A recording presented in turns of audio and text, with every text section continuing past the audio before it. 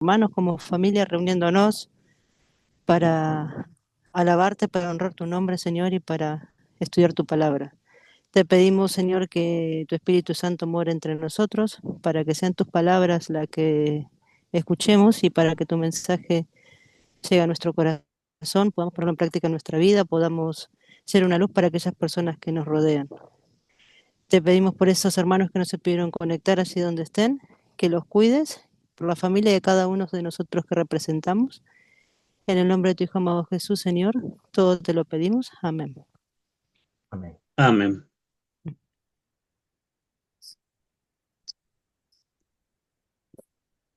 Bueno, adelante Mariano con tu tema. Le damos Voy la a poner, bienvenida, le damos la bienvenida a Ismael. Ah, no, Ismael Tulio, Saludos, Tulio saludos. Ismael. Yo decía, este hombre se me parece. ¿Y este hombre dónde apareció? Es Tulio.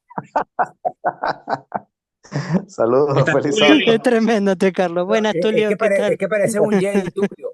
Parece un Jedi con esa. Dios te bendiga. Igualmente. está también Ángel, estaba Nubia, Ujú. ahí los veo. Sí, Ah, vale. a todo. Sí. Bueno, Ángel lo vi recién, ahora no lo veo. Bueno, Está voy a poner el Ángel, modo compartir Vanubia y pantalla. compañía. Y le mandamos saludos a la compañía también. Ah, que estaba con unos hermanos, dijo. Ujú. Mandamos saludos. Ahí está, sí. Ujú. Bueno, voy a poner compartir pantalla, a ver Ok. si... Vamos a estar atentos de cerrar eh, los micrófonos. pantalla. eh, vale, ok, ahí lo tengo. Eh, audio activado. Vale, ahí se oye, ¿no? Sí, se oye bastante bien. Sí. Bueno, vamos a seguir un poco con lo que veníamos hablando con las parábolas, aunque a veces quizás podemos ir también a otros temas, pero podemos recorrer de nuevo, ir recurriendo a las parábolas hasta acabarlas, pero bueno, podemos ir y venir con los temas. Tenemos muchos temas para hablar, la verdad que ahí estuvimos hablando con los hermanos también, el tema de la justificación por la fe, naturaleza de Cristo. Bueno, tenemos un montón de cosas. Hoy vamos a hablar un poco de una parábola que eh, no es, si no es una de las más importantes, creo que la es. Bueno, Eh, vale, pues nos ponemos aquí, ahí nos sentamos aquí. Yo tengo aquí espera. para. Ah, dile que queremos escuchar. Cuidado.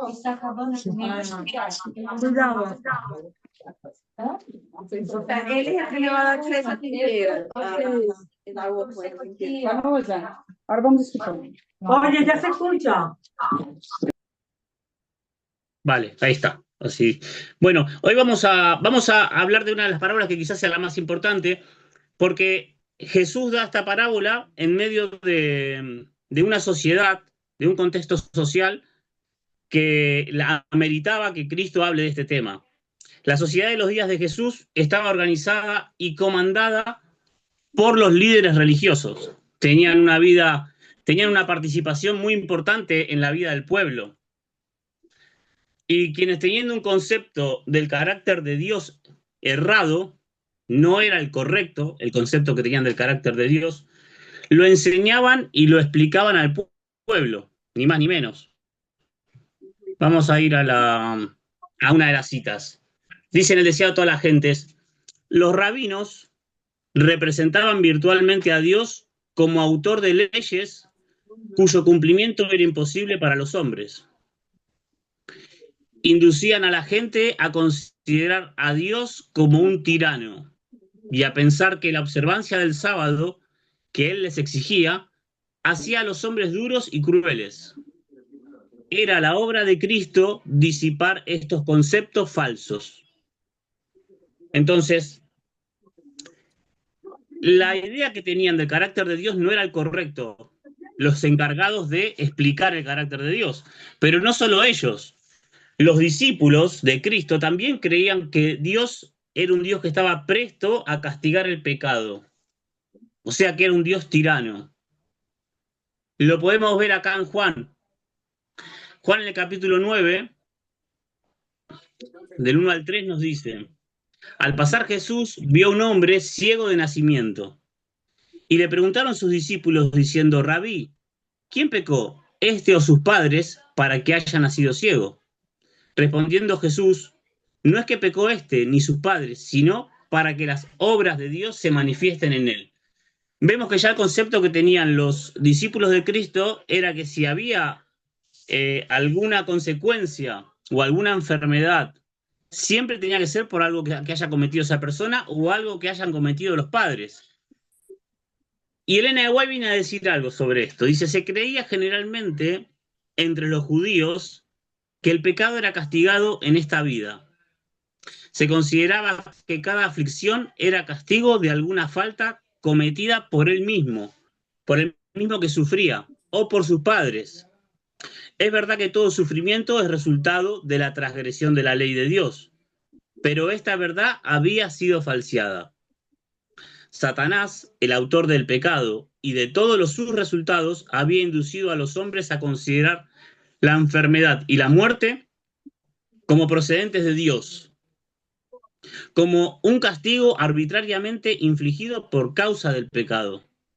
Por lo tanto, aquel a quien le sobrevenía una gran aflicción o calamidad debía soportar la carga adicional de ser considerado un gran pecador. O sea, no solamente cargaba con los problemas de tener una enfermedad, sino con la reputación de ser un gran pecador. Este era el carácter que tenía, este era el carácter que estaba divulgado entre el pueblo de Dios sobre su Dios. Vamos a hablar de esto. Esta es la parábola de la que vamos a hablar. La parábola del hijo pródigo. Creo que es una de las parábolas que da la definición correcta del carácter de Dios. Más sabiendo que el carácter de Dios quedó de alguna manera desfigurado en medio del gran conflicto. El gran conflicto en el cielo puso en tela de juicio el carácter de Dios. Bajo este contexto social, Jesús lanza esta parábola, que a mi entender, como dije antes, es una de las parábolas que echa luz sobre esta gran controversia que hay entre Cristo y Satanás. Mire, vamos a ir directamente a la parábola. En Lucas, en el capítulo 15, vamos a leer del 11 al 16. Dice: también dijo: un hombre tenía 2 hijos, y el menor de ellos dijo a su padre: Padre, dame la parte de los bienes que me corresponde. Y le repartió los bienes. No muchos días después, juntándolo todo, el hijo menor se fue lejos a una provincia apartada y allí desperdició sus bienes, viviendo perdidamente. Y cuando todo lo hubo malgastado, vino una gran hambre en aquella provincia y comenzó a faltarle, y fue y se arrimó a uno de los ciudadanos de aquella tierra, el cual le envió a su hacienda para que apacentase cerdos. Y deseaba llenar su vientre de las algarrobas que comían los cerdos, pero nadie le daba. Cristo lo que está intentando hacer es mostrar la libertad con que Dios nos deja actuar. El hijo, no conforme con la ley de la casa de su padre, decide marchar, pero pidiendo su parte.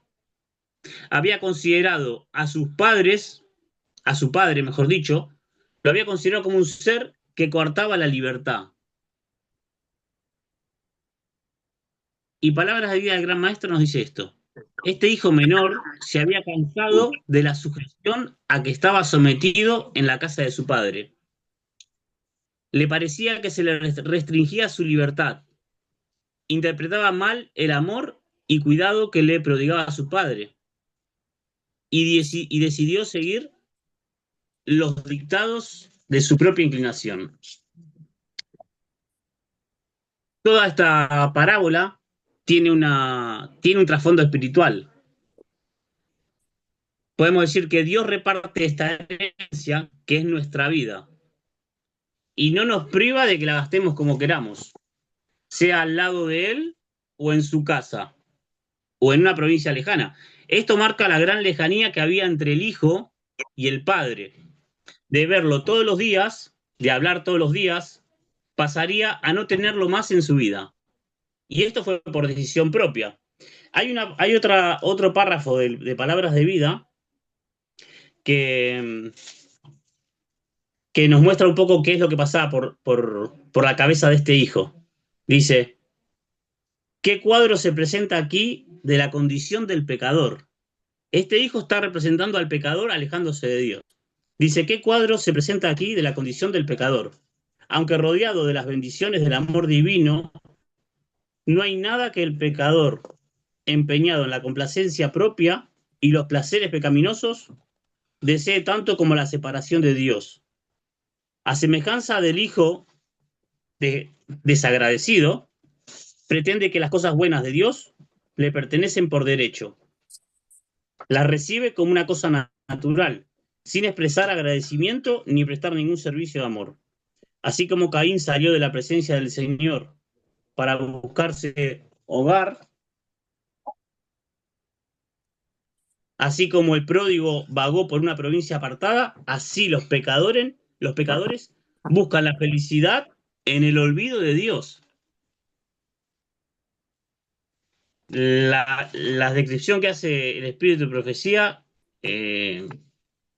la verdad que es bastante tremenda lo que dice, porque dice el cuadro que se presenta aquí, dice que busca la felicidad en el olvido de Dios.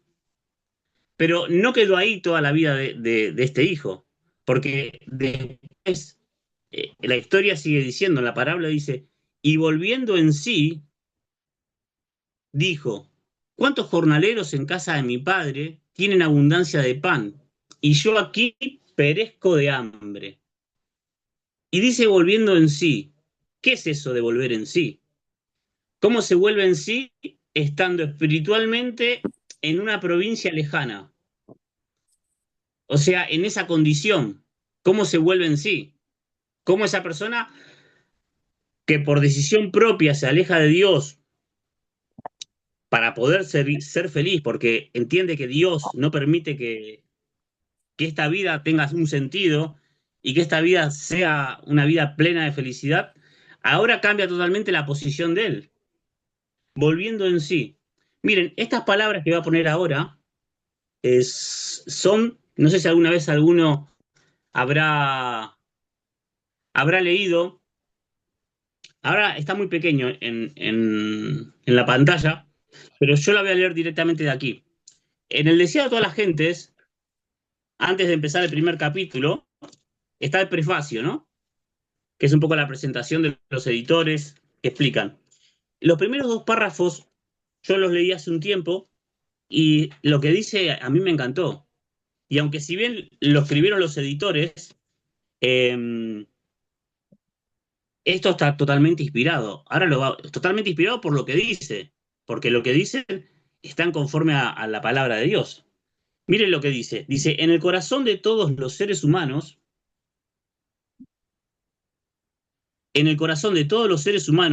no sé si se... Bueno, pero igual se corta, si no. Dice así, en el corazón de todos... No sé si... Bueno, lo puedo leer así. En el corazón de todos los manera seres básica humanos... se lee bien. En el primer formato que tenía se leía, está pequeño, pero se lee. Ahí se lee bueno, lo bien. dejo así. ¿Mm? Ahí lo dejo así entonces. Dice, en el corazón de todos los seres humanos, sin distinción de raza o posición social, hay un indecible anhelo de algo que ahora no poseen. Ese anhelo, implantado en la misma constitución del hombre por un Dios misericordioso, está ahí para que el hombre no se sienta satisfecho con sus condiciones o sus logros presentes, ya sean malos, buenos o muy buenos. Dios desea que el ser humano busque lo mejor y lo halle para el bien eterno de su alma. O sea, Dios instaló algo en el corazón, un anhelo, para que no estemos conformes con lo que tenemos, ni con lo que somos. Y el párrafo siguiente lo puse directamente del libro, que le saqué una foto, porque en el electrónico este párrafo está cortado a la mitad. Está escrito obviando la palabra, las primeras, las primeras oraciones. Por eso puse esta, porque esta es la completa. Dice, Satanás, por medio de ardides y tretas astutas, ha pervertido estos anhelos del corazón humano. Él hace que los hombres crean que esos deseos pueden ser satisfechos por medio de los placeres, las riquezas, la vida cómoda, la fama o el poder. Pero quienes han sido engañados por él y se cuentan por miriadas en número, descubren que todas estas cosas hartan los sentidos y dejan el alma tan vacía e insatisfecha como antes. Lo único que tenía cortado la versión electrónica es que le atribuye todo esto a Satanás. En la versión electrónica no lo dice eso.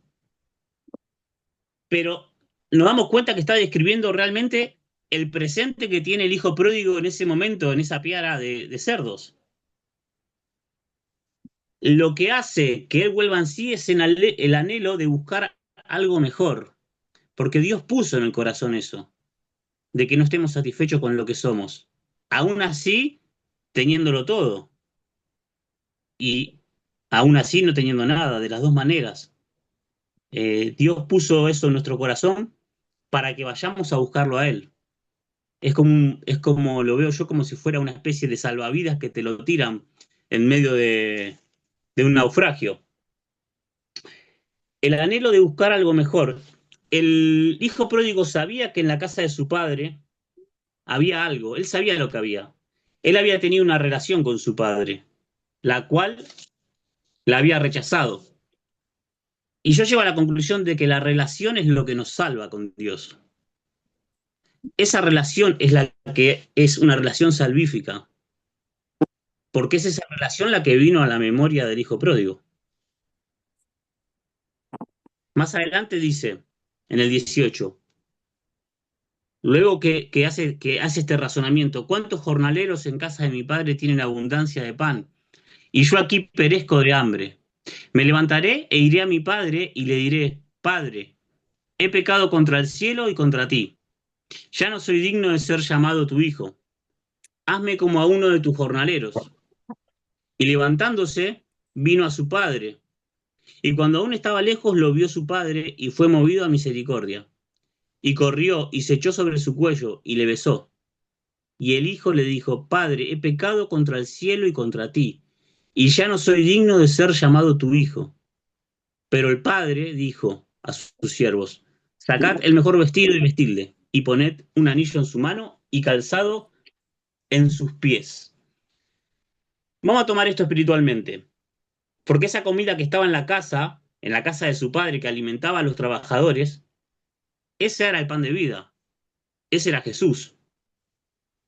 Tras darse cuenta de esto, él procede al arrepentimiento y confiesa su pecado y emprende la vuelta. Él emprende la vuelta porque ya sabía lo que había en la casa, no solamente por el pan, él había tenido una relación con su padre. Y el padre sale al encuentro. Pero acá hay algo curioso, que es bastante interesante. Y la pregunta es esta, ¿el padre ya lo había perdonado al hijo antes de la confesión? Esto es algo casi nuevo para los discípulos que están escuchando. Porque el padre no esperó a que el hijo diga nada, él salió corriendo y lo besó. Ese detalle que da Cristo es un detalle que la gran controversia intentó tapar de Dios al hacerlo tirano. Dios perdona aún sin que confesemos los pecados. Esto es algo muy curioso, porque el hijo había pensado que le tenía que decir. De alguna manera su arrepentimiento se había hecho evidente, pero el padre no necesitó escucharlo. El padre, al verlo venir, corrió lo abrazó y lo besó. En los lugares celestiales nos dice, ¿por qué pasan estas cosas en muchos hijos de Dios? ¿Por qué se alejan? ¿Por qué Dios permite? Dice, Dios permite que los autosuficientes sean penosamente tentados para que puedan comprender su impotencia. Permite que las profundas aguas de aflicción vengan sobre nuestra alma a fin de que podamos conocerle y a Jesucristo a quien ha enviado. Y esto es así, porque el hijo pródigo, hasta que no llegó a tocar fondo en su vida, no se dio cuenta lo que tenía antes, de lo que vivía en la casa del Padre. Sigue diciendo, a fin de que podamos experimentar un profundo anhelo de corazón y de ser limpiados de contaminación, y que salgamos de la prueba más puros y más santos y más felices. A menudo entramos en el horno de aflicción con el alma oscurecida por el egoísmo. Pero si somos pacientes bajo la prueba decisiva, saldremos reflejando el carácter divino. Y esto es lo que queremos todos. Queremos ese objetivo en nuestra vida. Como cristianos queremos reflejar el carácter divino. Acá luego continúa la parábola, porque sabemos quién aparece, la nota discordante, es el primogénito, quien reclama que por él no se había hecho algo similar. Le recrimina que el hermano malgastó el dinero y ahora vuelve después de disfrutar del mundo. Ahora Jesús, en la parábola, empieza a describir las ideas que tenían ellos del Evangelio. Cuando Jesús empieza a describir la personalidad del otro hermano, del primogénito, era exactamente lo que creían tanto los discípulos como los rabinos de su época. Ahora, ¿qué lo lleva a reaccionar así al primogénito? ¿Fue la herencia que se le dio al hijo pródigo? Eso no puede ser, porque él también recibió su parte.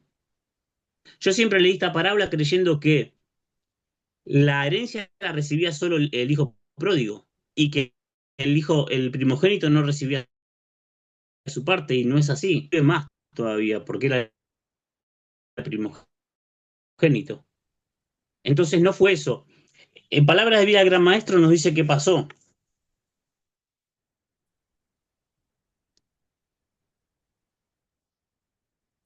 Aquí lo tengo. Dice, el hijo mayor representaba a los impenitentes judíos del tiempo de Cristo y también a los fariseos de todas las épocas, que miran con desprecio a los que consideran como publicanos y pecadores. Por cuanto ellos mismos no han ido a los grandes excesos en el vicio, están llenos de justicia propia. Cristo hizo frente a esos hombres cavilosos en su propio terreno. Cristo hizo, como el hijo mayor de la parábola, tenían privilegios especiales otorgados por Dios. Decían ser hijos en la casa de Dios, pero tenían el espíritu del mercenario. Trabajaban no por amor, sino por la esperanza de la recompensa. A su juicio, Dios era un patrón exigente. Veía que Cristo invitaba a los publicanos y pecadores a recibir libremente el don de la gracia, el don que los rabinos esperaban conseguir solo mediante una obra laboriosa y de penitencia. Y se ofendían. El regreso del pródigo, que llenaba de gozo el corazón del padre, solamente los incitaba a los celos. La razón por la cual el primogénito toma esta actitud fue por los celos que tenía contra su hermano. Y para concluir con esta breve meditación, voy a leer, hay un párrafo en este capítulo que es de los más lindos que hay. Dice, levantaos e id a vuestro padre, hablando un poco del hijo pródigo cuando fue a buscar a su padre. Él os saldrá al encuentro muy de lejos. Si dais arrepentidos un paso hacia él, se apresurará a rodearos con sus brazos de amor infinito. Su oído está abierto al clamor del alma contrita. Él conoce el primer esfuerzo del corazón para llegar a él. Y esto, hermanos, es primordial, porque muchas veces el pecador, nosotros a veces no sabemos ni lo que queremos. y Él está conociendo el primer esfuerzo del corazón para llegar a Él. Nunca se ofrece una oración, aún balbuceada, nunca se derrama una lágrima, aún en secreto, nunca se acaricia un deseo sincero, por débil que sea, de llegar a Dios sin que el Espíritu de Dios vaya a su encuentro. Ahí vemos cómo el Espíritu Santo es el que lo hizo volver en sí. Aún antes de que la oración sea pronunciada o el anhelo del corazón sea dado a conocer, la gracia de Cristo sale al encuentro de la gracia que está obrando en el alma humana.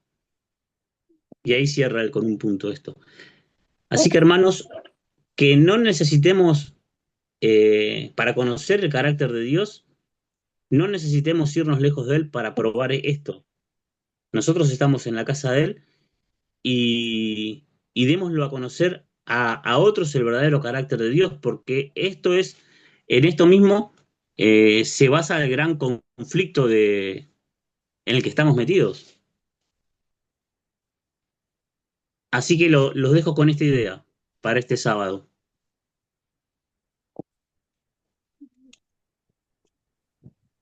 Bueno, eh, muy interesante las partes que mencionaste y bueno, se abre el, el, eh, el derecho de palabra, los que quieran emitir algún comentario, los que quieran hacer alguna aclaración, algún punto, pues esta es la ocasión de hacerlo.